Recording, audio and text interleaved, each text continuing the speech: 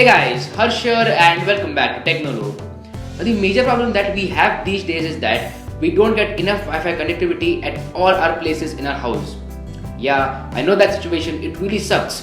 When a router is in your living room and you don't get connection in your bedroom, I'm talking about that situation.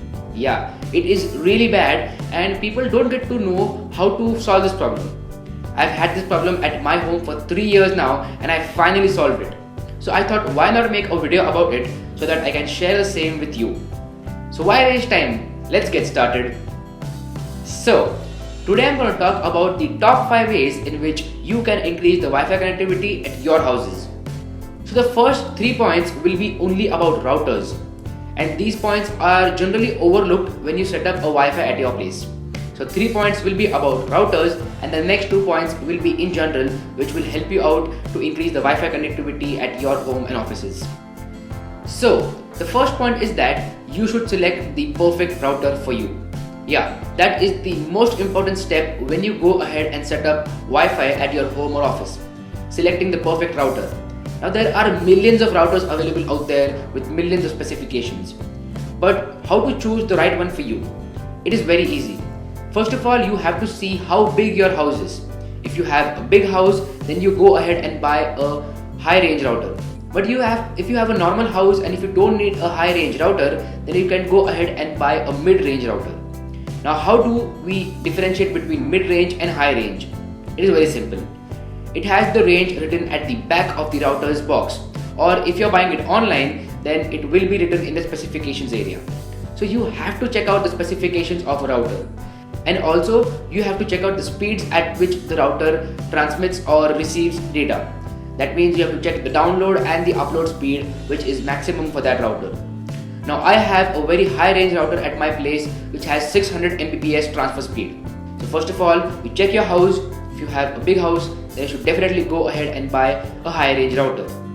Now one tip to consider is that even if you have a small house and you buy a high range router, then it will give you a very good connectivity. So you can do that as well if you want no issues with connectivity at all.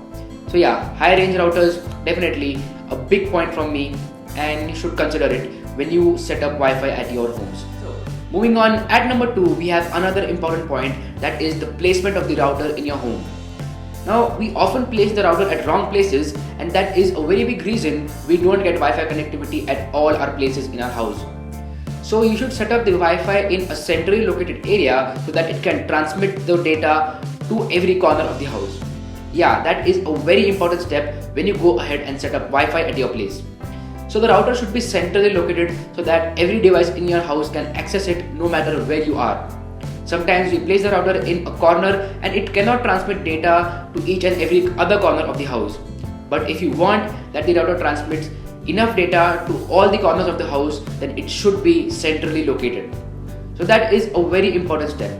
And please make a note that if you have walls in between the transmission, it gets affected. So Wi-Fi gets affected by walls and obstacles. So you should place the router in such a way that it does not have many obstacles around it, and it will give you awesome Wi-Fi connectivity in your house.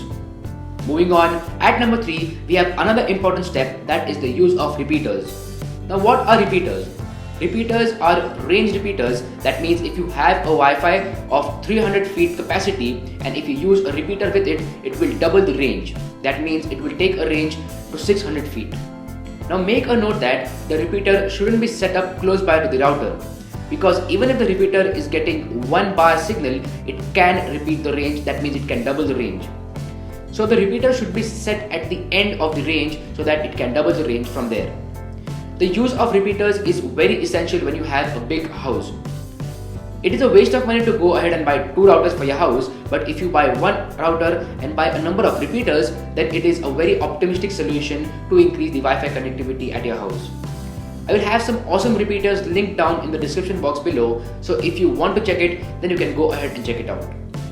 And also make a note that you have to check whether or not your router is compatible with WPS to use a repeater. So please make a note of that. Moving on, at number 4 we have another important point which is generally overlooked, that is the selection of a perfect smartphone or a laptop. Yeah, you choosing your smartphone and a laptop affects your Wi-Fi connectivity because each smartphone or laptop has different Wi-Fi capabilities. Now for example, take the iPhone 7. It has more range than my Redmi Note 3. Obviously, because iPhone 7 has more number of Wi-Fi bands and it can receive signal even from far away, whereas my Redmi Note 3 cannot do that. So for example, if I'm far away from my router, iPhone 7 will get a much better connection than the Redmi Note 3 because it has a better Wi-Fi chipset inside in it. So when you go to buy a smartphone, you should buy a high-end smartphone or a smartphone which has enough Wi-Fi capabilities because that matters a lot. Same goes with the laptop. If you go to buy a laptop, you should check whether or not it has good Wi-Fi capabilities because that is a very big issue in today's modern world, and definitely you should go ahead and buy a high-end smartphone or a laptop if you want better Wi-Fi connectivity. Moving on, last but not the least, at number 5, we have the choice of the perfect internet service provider. Yeah, if you use BSNL or MTNL like I did before, then you know what I'm talking about. They don't have enough speeds with their connections. So you have to go ahead and choose the proper internet service provider so that you can get fast internet and also you can get better internet. I used to use BSNL for 3 years and I've suffered a lot. I've moved on to a private broadband company and it is much more better. It is faster and the Wi-Fi connectivity is better too. So that's it guys, these were the top 5 ways in which you can increase the Wi-Fi connectivity at your home or office. Do let me know how you feel about this in the comment section below. If you like this video, show your love by hitting that like button down there. Also, subscribe to my channel now.